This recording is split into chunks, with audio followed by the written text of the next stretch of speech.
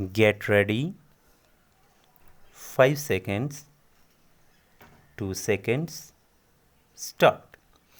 I should like now to make a few observations on the budget. This budget marks a turning point in the history of our country. It is no use attempting, as some of my friends have done, either to deprecate the budget very strongly or to suggest that we are not witnessing a new revolution in our methods of fiscal training and technique. I want it to be quite clearly pointed out to my friends that we are now facing the lean years of Indian finance.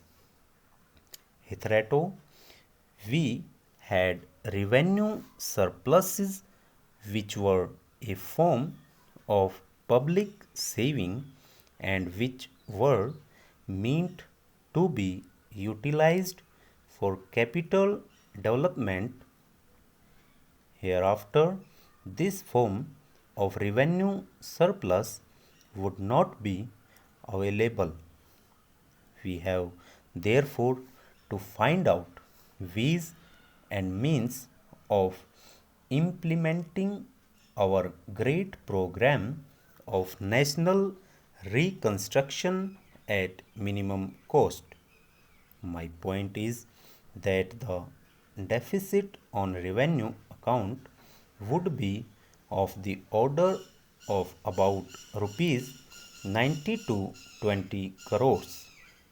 Here, let me point out that I do not agree with those of my friends in the finance department who have attempted to suggest that rupees 9 or 18 crores which are obtained from Pakistan should be put to the revenue side of the budget.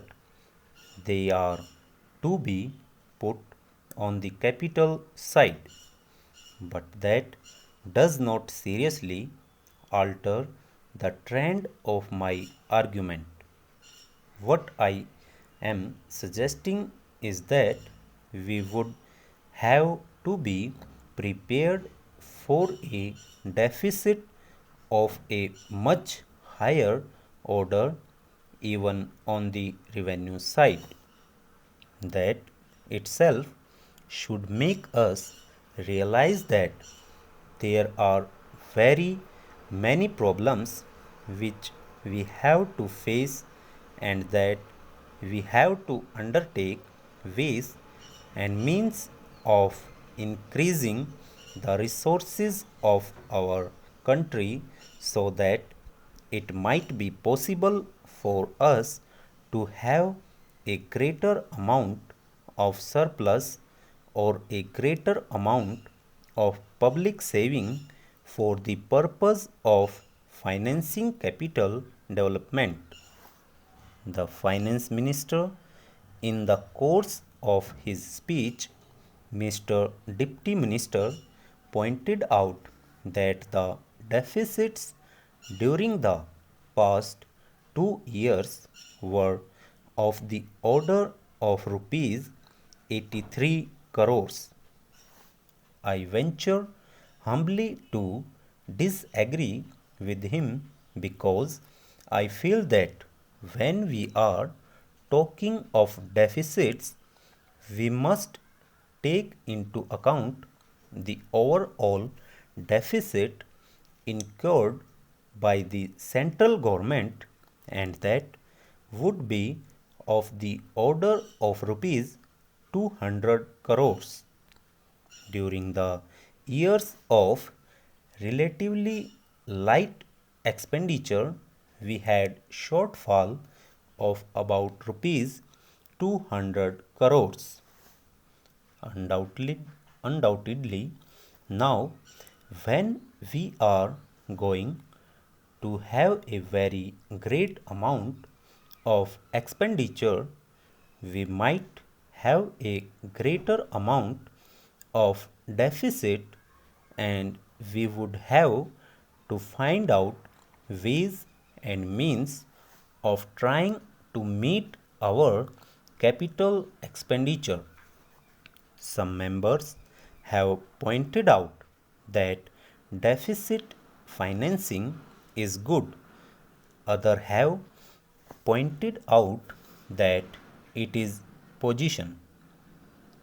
One honorable member who preceded me pointed out that it could be taken like a tonic.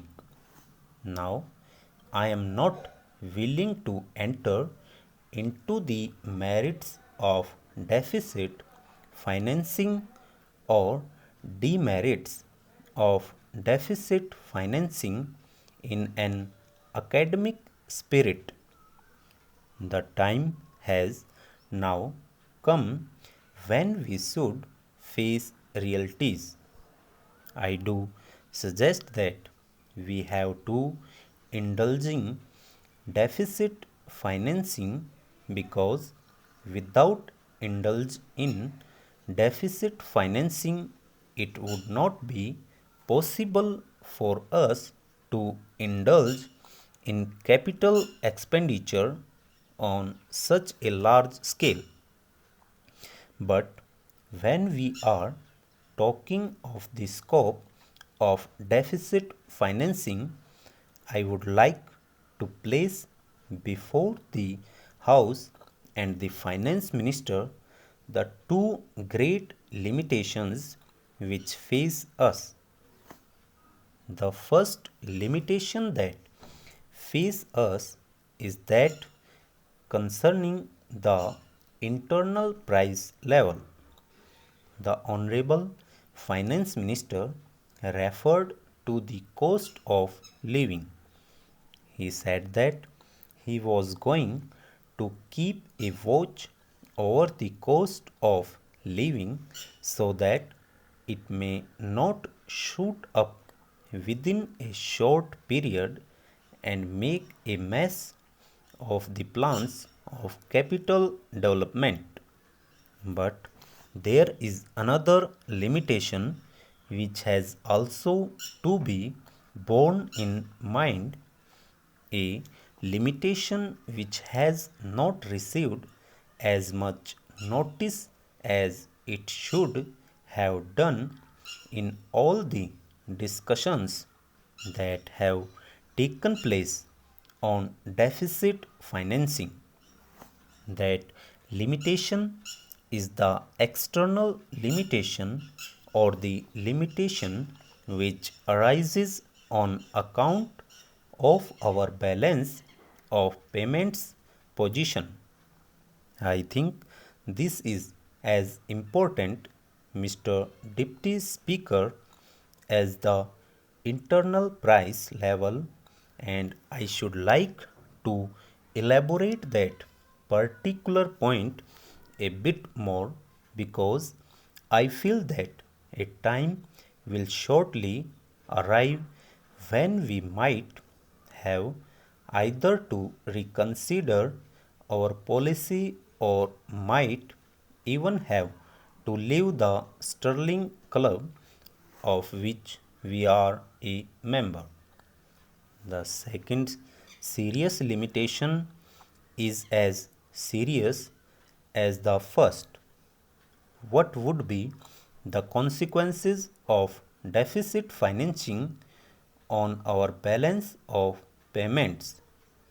The finance minister in his budget speech points out that so far as the balance of payments position is concerned, they have now, whether it is by a accident or design, a favorable balance, and they have contributed about rupees 63 crores to the dollar pool during the past 6 months. But the moment we indulge in deficit financing, we have to be prepared for washing of our balance of payments. Stop and over.